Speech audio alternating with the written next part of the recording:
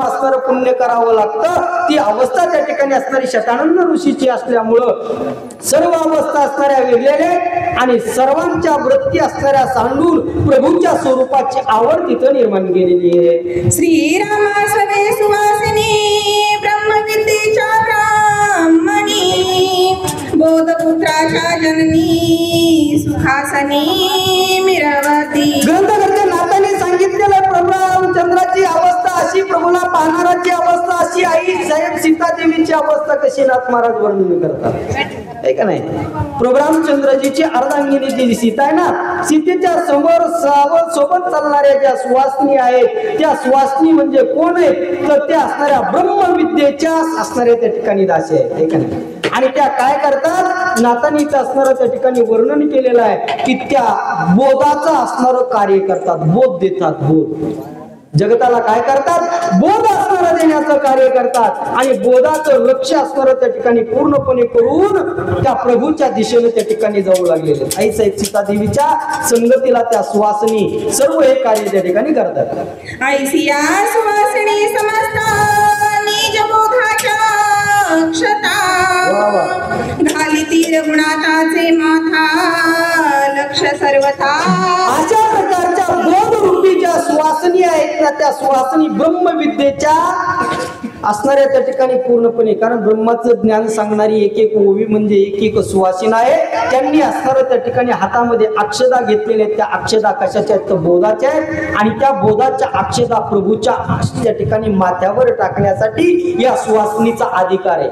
अक्षदा डोक्यावर घेण्याचा कोणाच्याही अक्षदा देव डोक्यावर घेईल का, ज्याच्याकडे बोध आहे त्याच्याच अक्षदा त्या ठिकाणी असणाऱ्या घेणार आहेत आणि त्या असणाऱ्या सुवासिनी प्रभूकडे जात आहेत। श्रीरामाचे सोयरे आता योगी अनुभवी ज्ञानी मुक्त त्यासी वाहने रघुनाथ जे जे देत ते ऐका। श्रीरामाचे सोयरे आता योगी अनुभवी ज्ञानी मुक्त त्यासी वाहने रघुनाथ जे जे देत ते ऐका। ग्रंथकर्ते नाथ महाराज सांगतात की प्रभू रामचंद्रजीचे आप्त कोण आहेत, आप्त म्हणजे जवळचे, सोयरे धायरे त्या ठिकाणी असणारे कोण आहेत, योगी। योगियाच्या खुणा योगीच जाणती हे का नाही, इतर त्या गती दुर्लभ, दुसऱ्याला त्या ठिकाणी ते कळत नाही। जे आप्त आहेत ते असणारे प्रभूला जाणणारे अशा प्रकारचे त्या ठिकाणी आहेत आणि तेच सगळे सोयरे। म्हणून सोयर पण कोणासोबत करावं हेही कळालं। पूर्वी बघत होते, आता कोणी काय भानगडीत पडत नाही, पोरगी मिळाली ना बस झालं, काही असणार त्या ठिकाणी विचार करायचा नाही, अशी अवस्था आहे। परंतु असणारे ते प्रभूचे आप्त आहेत, ते आप्त देखील असणारे सगळे सोयरे तिथं असणारे त्या ठिकाणी असणारे चालू लागले। एका सलोकता घोडे एका समीपतारत चोखडे एका स्वरूपता गज घाडे भवभंगडे रणरंगी। ग्रंथकर्ते नाथ महाराज सांगतात तसे प्रभूचे सोयरे ते सोयरे कोणते, मुक्ती ज्यांनी प्राप्त केलेली आहे, समीपता स्वरूपता सलोकता आणि सायुज्यता हे जे चार मोक्ष आहेत ना, जे साधक त्या मोक्षापर्यंत जाऊन पोहोचलेले आहेत ते प्रभूच्या जवळचे सोयरे।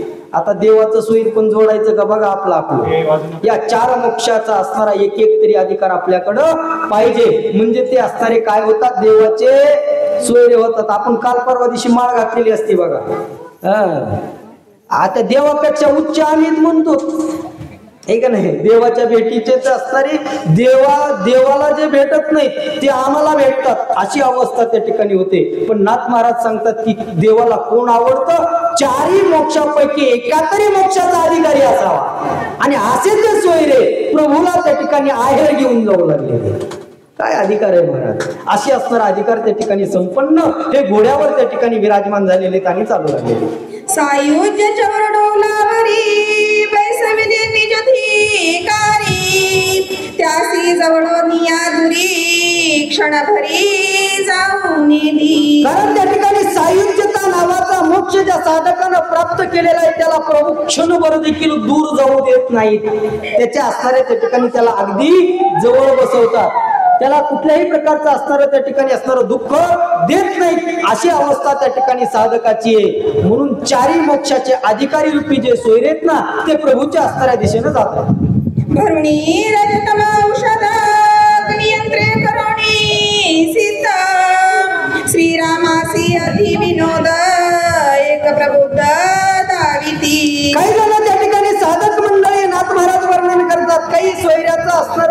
ठिकाणी आवडीनं देव पाहतात. काय पाहतात? नाथांनी वर्णन इथं केलेलं आहे बघा.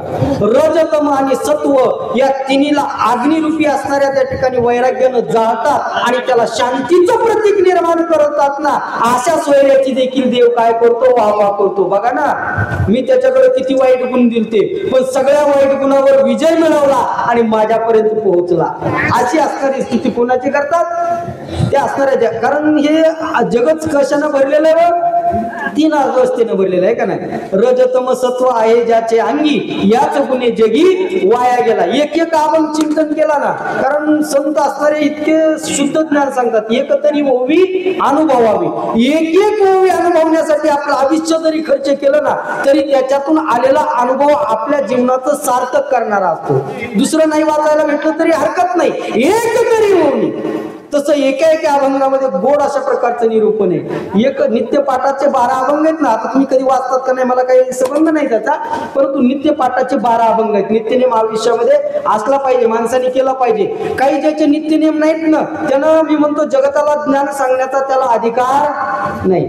नित्यपाठाचे 12 अभंग आहेत. त्याचा पहिलाच अभंग आहे, जन्माचे ते बीज पाहिले शोधोनी, दुःखाची कारण जन्म घेणे. पाप पुण्य करोनी जन्मा येतो प्राणी, नरदेही योनी हानी केली. रजतम सत्व आहे ज्याचे गुणी, याच गुणे जगी वाया गेला. मी काय गेलो तिकडं?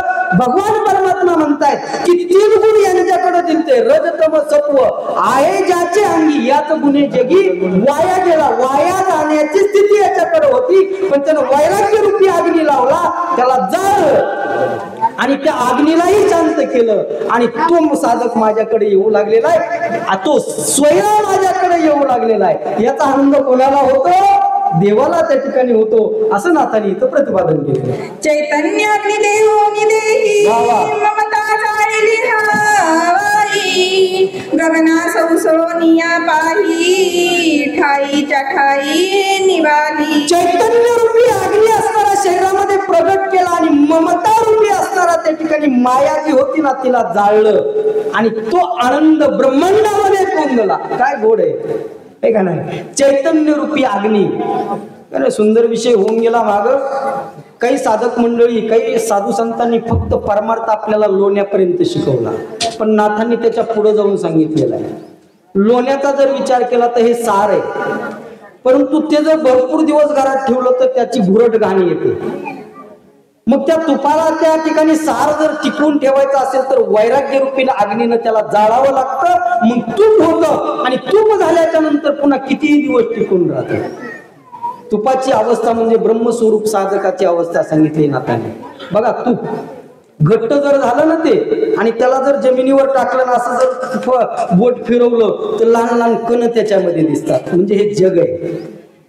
देव स्वरूप एक आहे आणि त्याला जर गरम असणारा त्या ठिकाणी केलं तर तेच एक आकारात दिसतं. पुन्हा मात्र त्या ठिकाणी त्याचे लहान लहान कण दिसत नाही. वैराग्याचा अग्नीचा असणारा स्पर्श आहे. तसं नाथांनी अग्नी चैतन्य सांगितलेलं आहे.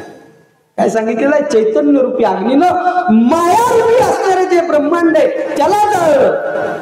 नाही, माया म्हणजे हे माझं, ते माझं, ते माझं. आपण कशावर जगायला हो?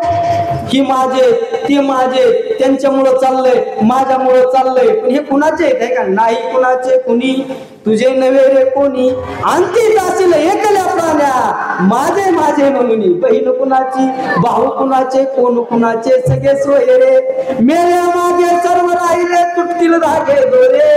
प्राण्या मायेचा बाजार. ही माया जाळावी लागते आणि ती माया कशानं जळते? तर चैतन्य रूपी अग्नीनं जळते. असा तो साधक माझ्याकडे येऊ लागलेला आहे, त्याची मी भेट घेणार. कोण म्हणतात? प्रभूजी त्या ठिकाणी म्हणतायत. आणि असे सोयरे त्या ठिकाणी असणारे, पूर्णपणे त्या ठिकाणी असणारे त्यांची भेट प्रभूजी घेत आहेत. नाही वेळ पुरला तर मी म्हणतो लग्न वाचून घेऊ आपण, पण आज लग्न लावल्याशिवाय राहू नये. कारण कळालं बी पाहिजे की हो, आहे का नाही? नाही तर कशाला गेला ताक आणायला आणि ती बी वाहन रिकामच आणून काय उपयोग आहे त्याचा?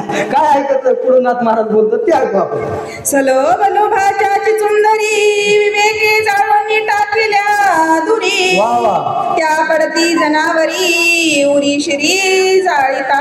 ग्रंथकर्ते नाथ महाराज सांगतात की समीप असणारे त्या ठिकाणी लोभाच्या काही दोरे आहेत. आणि लोभाच्या दोऱ्या कुठं असतात? तो हा व्यास कशाचा असतो? संपत्तीचा, आहे का नाही? का उरीशिरी शब्द वापरलेला आहे, ते अंतःकरणामध्ये रुजलेला असतो. लोभ जाळावा लागतो. लोभ हा काय? पापाचा बाप आहे. लोभामुळे पाप होतात, ठीक आहे नाही? एखाद्या साधकाला जर इथे येऊन सांगितलं, जा रामायण बंद पाड, तुला 1,00,000 रुपये देतो, तो येऊन इथं लोभापोटी रामायण बंद पाडतो, ठीक आहे नाही? लोभ हा पापाचा बाप आहे आणि त्याला देखील संपवलं पाहिजे. तसं विवेक रूपी ताटानं त्या ठिकाणी, कारण हे कुणाचं चाललंय वर्णन? कुणाचं आहे हो? तुम्ही म्हणा तुम्हालाच माहिती, आम्हाला घेणं का देणं? शतानंद नावाचे ऋषी राजा जनकाचा पुरोहित विवेक रूपी ताट घेऊन जाऊ लागलेला आहे. ही त्या साधकाची अवस्था आणि त्या शतानंदाचा स्वीकार केला. अनेक दुसरे जे सोयरे, ते सोयऱ्यांची अवस्था, ज्याला ज्याला दिलेलं एक एक असणार पूर्ण. आता शरीर घेऊन यायचं म्हणल्यावर नास्ती असू द्या, कसली बी असू द्या, संपत्ती घेऊन यावं लागेल. शरीर एक संपत्ती आहे, त्याच्यामध्ये लागणारे अवयव घेऊनच यावं लागेल. ज्याचा जो असणारा गुण आहे तो त्याच्यामध्ये दृश्यमान होणारच आहे. मग त्या गुणावर विजय कसा मिळवायचा हे साधकानं ठरवायचं. असं ना या ठिकाणी प्रभू म्हणतायत, त्या गुणावर त्यानं विजय मिळवला, पण तो माझ्या असणाऱ्या भेटीच्या योग्यतेचा झालेला आहे, असं नाथ महाराज वर्णन करतात. देवोनी उपशमानळा जाळीला क्रोधाचा भुई नळा, भडभडा निगोनी ज्वाळा तोही तत्काळ निमाला. ग्रंथामध्ये नाथ महाराज सांगतात की सगळ्यात मोठा शत्रू आपला एक आहे, क्रोध. एक नाही, क्रोधाला जाळलं म्हणतात, जाळलं. त्याचा नळा इथं सोंपिवला किंवा मारलं शब्द नाही, क्रोध असावा लागतो बरं का. सुंदर विषय होऊन गेला का पुढे मला का आता रामायण लय ठिकाणी इकडे एक अध्याय तिकडे एक वेगळा असं झालंय की जे असणारा त्या ठिकाणी क्रोध आहे, क्रोधाला त्या ठिकाणी असणारा विजय जर मिळवायचा असेल तर काय केलं पाहिजे? त्याच्यावर विजय मिळवावा लागतो. क्रोधाला संपवता येत नाही. ज्यानं क्रोध संपवला त्याला मरावं लागलं. अशी जमदग्नीने क्रोधाचा त्याग करत असताना तपश्चर्या केली, क्रोधाला प्रसन्न करून घेतलं. क्रोधाचा आणि जमदग्नीचा संवाद आहे. त्या संवादामध्ये क्रोधाने सांगितलं होतं की बाबा माझा त्याग करू नको, तुला मरावं लागल. अनेकांनी माझा स्वीकार केला, नरसिंह अवतारामध्ये देवानी स्वीकार केला, माझ्यामुळं त्याला असणारं त्या ठिकाणी त्याला दैत्याला मारता आलं. असा असणारा क्रोध, पण त्यालाही शमवलं आणि तो साधक प्रभूच्या दिशेने जात आहे. कुंडली कवरदे हरी विठ्ठल, ज्ञानदेव तुकाराम, प्रभू रामचंद्र भगवान की जय.